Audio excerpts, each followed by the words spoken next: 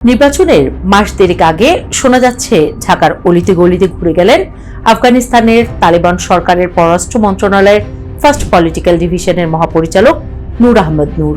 থেকেছেন মোট 7 দিন। সবচেয়ে মজার বিষয় হলো বাংলাদেশে তাকে সরকারিভাবে আমন্ত্রণ জানানো হয়নি বলে জানিয়েছে পররাষ্ট্র মন্ত্রণালয়ের একাধিক সূত্র। তাহলে তিনি আসলেন কিভাবে বাংলাদেশে?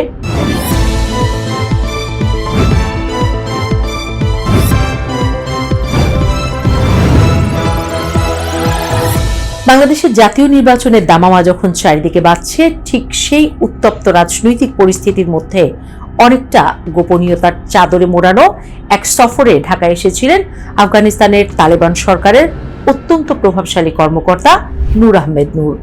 গত 21 ডিসেম্বর রাত 12:15টার দিকে এমিরেটস এয়ারলাইন্সের একটি ফ্লাইটে হযরত শাহজালাল আন্তর্জাতিক বিমানবন্দরে অবতরণ করেন তিনি।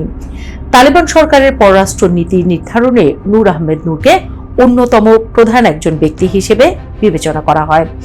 এমন হাই প্রোফাইল একজন নেতা যখন নির্বাচনের মাত্র 1.5 মাস আগে বাংলাদেশে পা রাখেন, তখন সেটি সাধারণ কোনো সফর হিসেবে দেখার সুযোগ থাকে না। বিশেষ করে যখন পররাষ্ট্র মন্ত্রণালয়ের সূত্রগুলো নিশ্চিত করেছে যে তাকে সরকারিভাবে কোনো আমন্ত্রণ জানানো হয়নি, তখন এই ব্যক্তিগত সফরের মোড়কে আসলে কি উদ্দেশ্য লুকায়িত ছিল তা নিয়ে জনমনে প্রশ্ন জাগাটাই স্বাভাবিক। 7 দিনের এই ঝটিকা সফরে নূর আহমেদ নূর ঢাকার বিলাসবহুল কোনো হোটেলে বসে সময় কাটাননি, বরং তিনি চষে বেরিয়েছেন ঢাকা ও এর আশপাশের বিভিন্ন কওমি মাদ্রাসা। এর মধ্যে মোহাম্মদপুরের জামিয়া রহমানিয়া আরাবিয়া মাদ্রাসায় তার উপস্থিতি ছিল সবচেয়ে গুরুত্বপূর্ণ। গত 25 ডিসেম্বর তিনি সেখানে যান এবং বাংলাদেশ খেলাফত মজলিসের আমির মাওলানা মামুনুল হকের সঙ্গে রুদ্ধদ্বার বৈঠক করেন।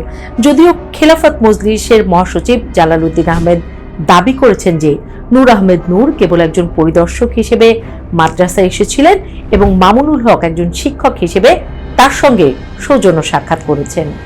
দলের পক্ষ থেকে বিষয়টিকে রাজনৈতিক মোড়ক না দেওয়ার চেষ্টা করা হলেও ঘটনা প্রবাহ অন্য কিছুর ইঙ্গিত দেয়।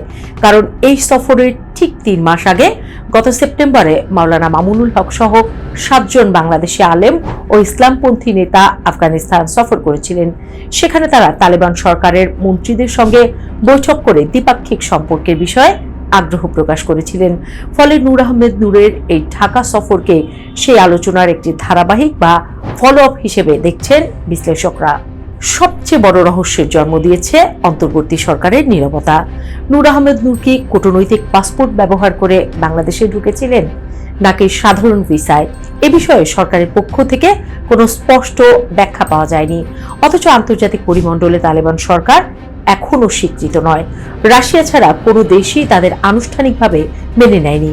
তবে ভারত সহ অনেক দেশ কৌশলী অবস্থান নিয়ে তালেবানদের সঙ্গে বাণিজ্যিক সম্পর্ক বজায় রেখেছে।